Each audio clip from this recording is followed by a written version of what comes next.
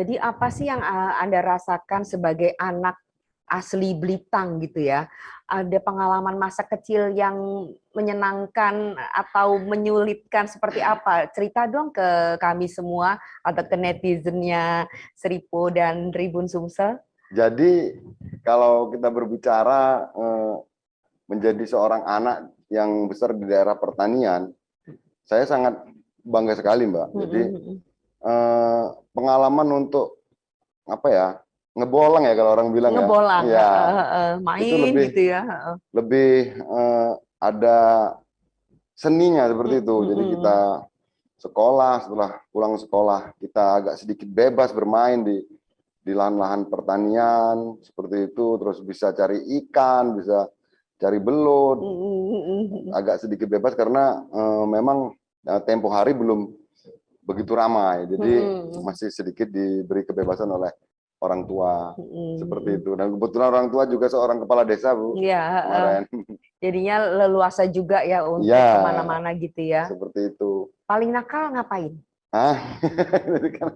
Kalau berbicara nakal ya, nakal nggak nakal ya, namanya anak muda ya. Nggak waktu kecil gitu misalkan begoco ya kan, tukaran, apa itu tukaran itu? Apa itu?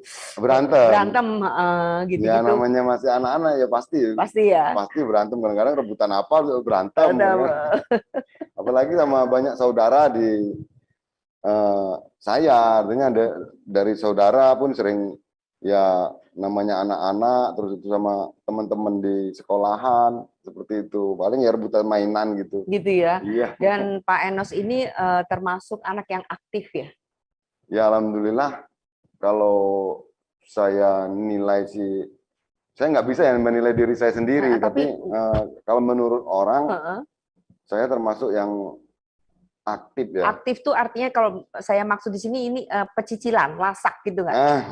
Sepertinya ya, kayaknya tangannya nggak mau diem ya, gini terus ya. Jadi artinya memang anak alam ya? Ya, saya memang seperti itu karena keadaan kondisinya, dan saya bangga menjadi seorang anak yang dibesarkan di daerah, dan kemarin tahun 95 saya harus eksodus karena harus sekolah, Bu. Eksodus ya. Istilahnya.